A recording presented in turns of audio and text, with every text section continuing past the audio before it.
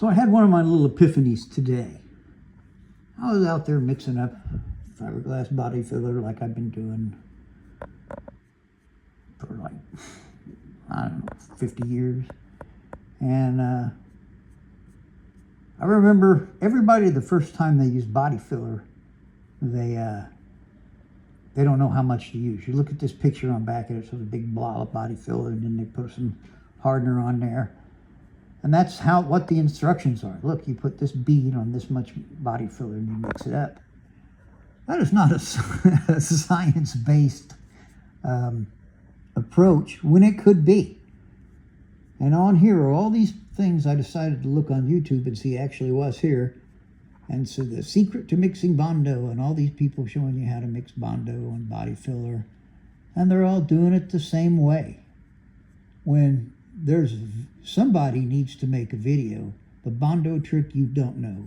Dude, there ain't nothing that you know that I don't know about Bondo or fiberglass. Or Bondo's a good product. It just absorbs moisture in it.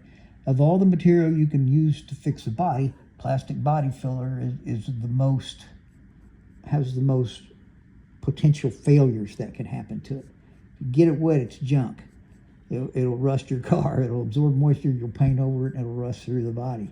It'll crack. It don't like heat. It don't like real cold. You should never use it more than an 1/8 inch. So let's forget all that and go back to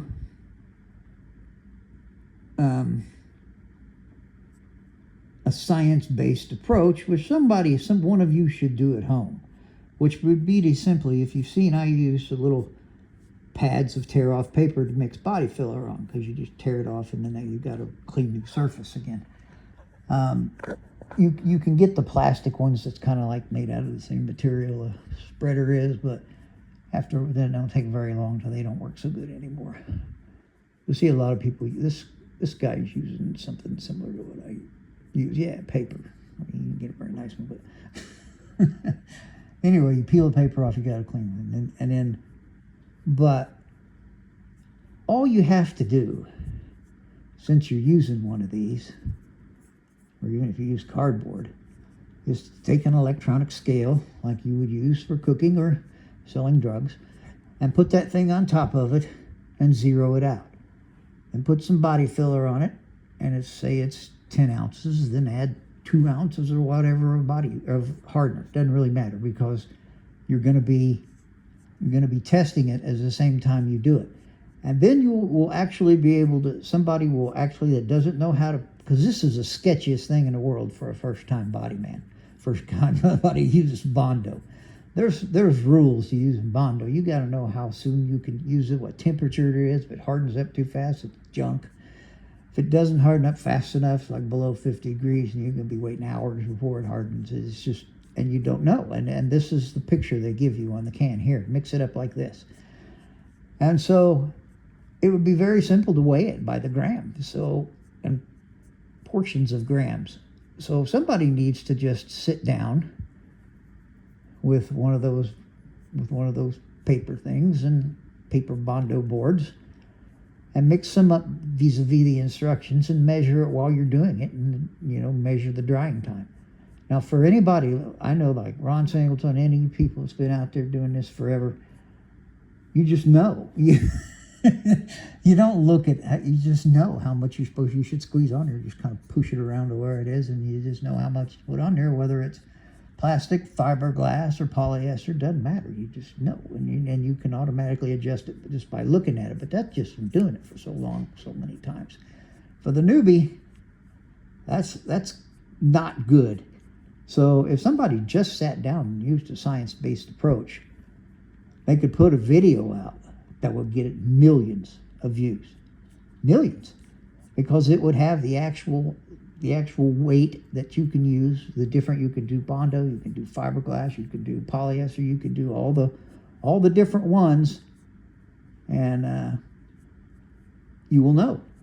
And people will be able to watch it and say, oh, it's 60 degrees, and I need, if I zero out my thing, I throw some body filler on there, and it's 10 ounces, and then I know that I need a certain percentage of that, and I click that in my handy computer, And it tells me how much hardener. I can just sit there and squeeze it on there until it equals out, and then till the math is right, and then mix it up and go apply it. Never failing once, ever, in any temperature. I mean, you wouldn't really have to do it for every temperature. You could do it from like 70 to 120 if you're in a really hot shop, and 65 down, and you'd be fine. You start getting below like 40, your dumbass shouldn't be out there doing that anyway. But even 50 degrees, you would kind of need to have its own time for that. And as long as you want to put it on, and you don't care how long it takes to harden. But and then humidity plays a role. And then we all know that if we put a little extra in there, we can get it hard faster, we can sand it faster, and we can put less if we want more time to work with a larger amount. But people don't know where to begin.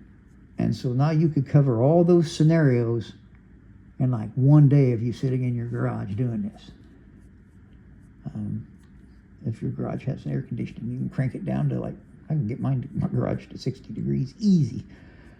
Well, it's got a 2-ton HVAC unit I put it in.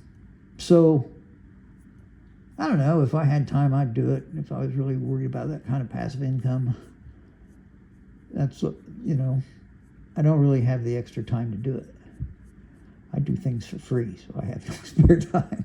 But this is something that should be done, and it's 1 million views, 2 million views.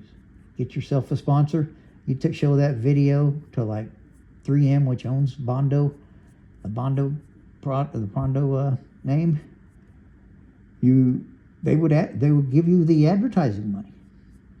Just make sure your video is over 10 minutes so you can get 2 or 3 advertisements in there. And 3M would sponsor it because you've just given people a mathematical formula for success every single time. Not learning by failing like the rest of us have done. It's not, you know, I don't know, you have to be pretty dumb to get an absolute catastrophic failure, but why? Why shouldn't you just be able to sit down as somebody that's never done it before and do it? You can bake a cake that way. They tell you exactly what to put in a cake and exactly how much of it. So it's strange that on the back of a can that it just shows you this big glob with a bead of hardener running across it. And you have all these videos, body fillers, secrets, all these videos that profess to do things and will do nothing for you. And if you're a newbie body, you could write or you could make the definitive video on mixing body filler for the first timer. For the first time a guy goes to do it, he can make it happen. Now me, I put the line across there, then I use the stick I took it out with, and I swirl it all up, and you're not supposed to do that because they say you'll put pinholes in it, but I don't really care. I swirl it all up, and then I I take the spreader and scrape off what's on the stick, and then I just keep lifting it up and folding it over, and lifting it up and folding it over, and it'll be perfect, 100% perfectly mixed with no pinholes in it whatsoever. And all of that, you can show them, but they can do all of that. Any idiot can do that. It just, they don't know exactly how much body filler they should use, and it's confusing when the first time you do it. I remember, you know, even when you don't know what you're doing and you watch other people you do, you're like, how do you know how much you're putting in there? Oh, I've just been doing it for so long. That's not really helpful to somebody who's never done it before. They're just going to wonder. So somebody needs to make that video and kick me like 10% of what you make off of it, and I'll be thrilled.